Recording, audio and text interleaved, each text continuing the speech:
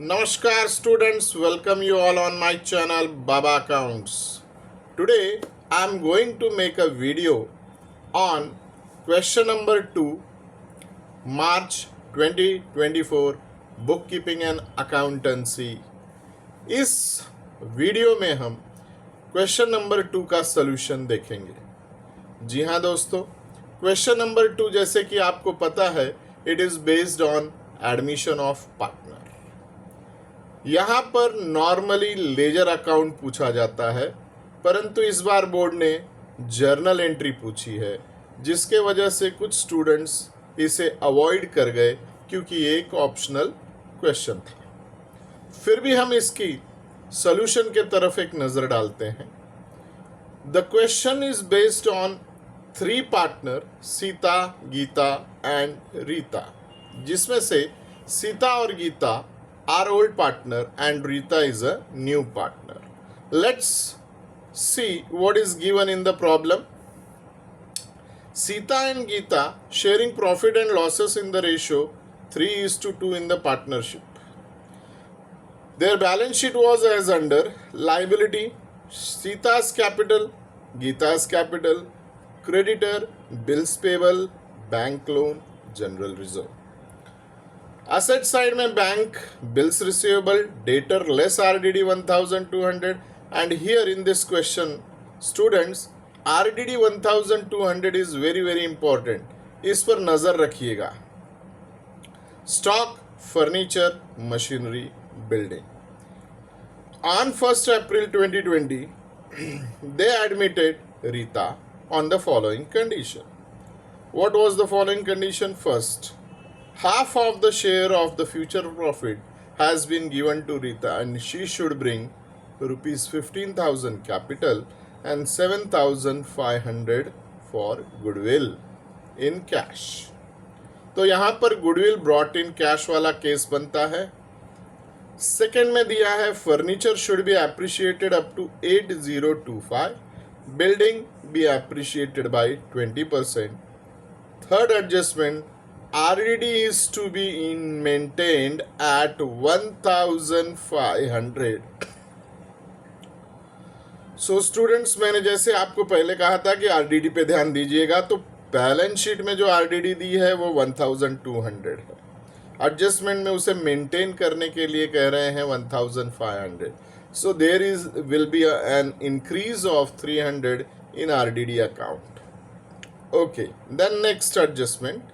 Stock is to be reduced by 10% and machinery depreciated by 5%. Last adjustment is very important. Half of the amount of goodwill is withdrawn by old partner. So आइए देखते हैं कि इसकी journal entry हम किस तरह से करेंगे। दोस्तों, जब हम जर्नल एंट्री करते हैं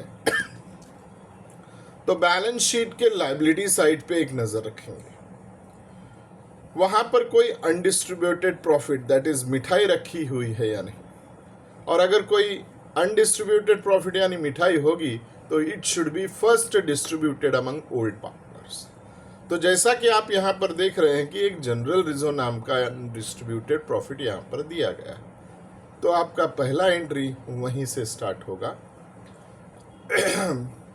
that is general reserve account debit, general reserve account debit to Sita's capital to Geeta's capital. Now the value of general reserve is 3750 और इसे हम डिवाइड करेंगे 3:2 रेशियो में, which is 2250 and 1500. अब सर जनरल रिजर्व डेबिट क्यों हुआ? General reserve liability में है, लाइबिलिटी क्रेडिट है और क्रेडिट को कम करने के लिए हमें डेबिट करना होता है। एज यूजुअल बाकी का अकाउंट क्रेडिट हो जाएगा। गुड। नाउ अब आते हैं एडजस्टमेंट पे। सबसे पहले एडजस्टमेंट में उन्होंने कहा है कि Rita should bring 15,000 rupees cash as a capital. So debit what comes in cash account debit to Rita's capital account 15,000 15,000। मित्रों, नरेशन लिखना मत भूलिएगा, क्योंकि आपने अगर नरेशन नहीं लिखा तो मार्क्स का डिडक्शन हो सकता है। कैपिटल के साथ साथ रीता ने गुडविल भी कैश में लाया है। तो नेक्स्ट एंट्री बनती है cash account debit to goodwill account.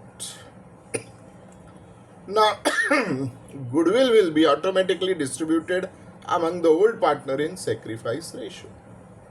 तो ये 7,500 का गुडविल डिस्ट्रीब्यूट कर दिया जाएगा सीता और गीता के कैपिटल में।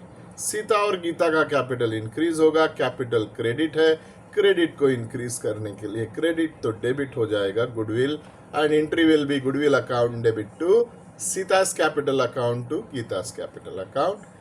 गुडविल का अमाउंट 7,500, सीता का 4,500, गीता का 3,000। सेक्रीफाइस रेशो भी 3:2 में होगा।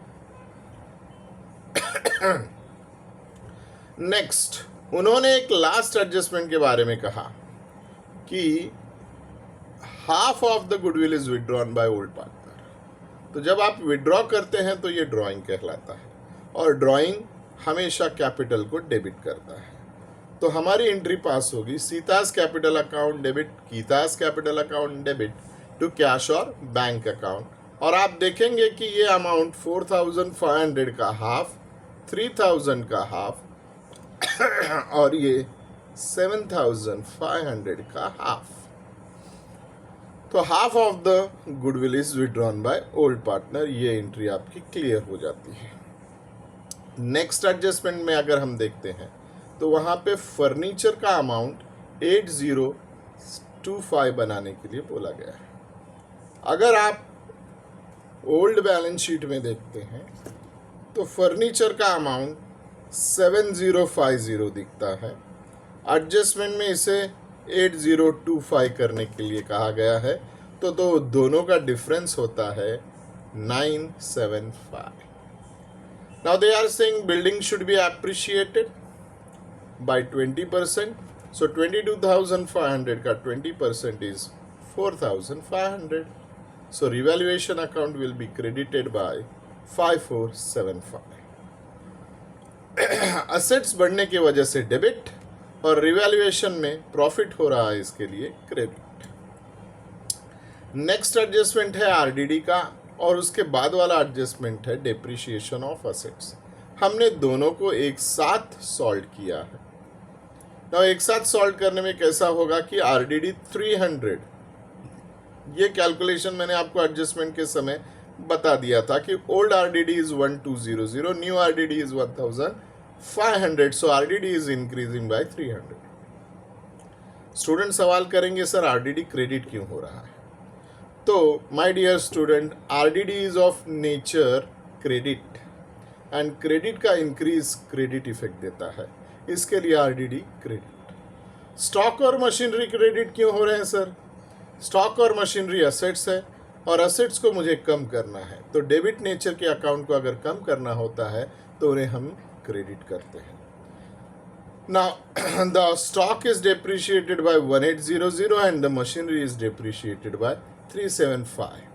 स्टॉक 10% से कम हो रहा है और मशीनरी 5% से। ये सारे अमाउंट मिलाकर आपको रिवैल्यूएशन में डेबिट करना है 2475।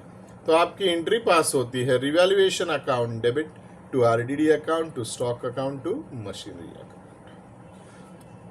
अब हमें रिवैल्यूएशन का प्रॉफिट या लॉस चेक करना है। दोस्तों, आप अगर यहाँ पर देख रहे हैं तो रिवैल्यूएशन क्रेडिट हो रहा है 5475 से और डेबिट हो रहा है 2475 से। तो डेबिट साइड रिवैल्यूएशन का 3000 से कम पड़ रहा है। क्रेडिट का ज़्यादा होना प्रॉफिट इंडिकेट करता है। कितने से ज़्यादा है? 3000 से। तो ये प्रॉफिट हम बांट देंगे ओल्ड पार्टनर को इन ओल्ड रेशो।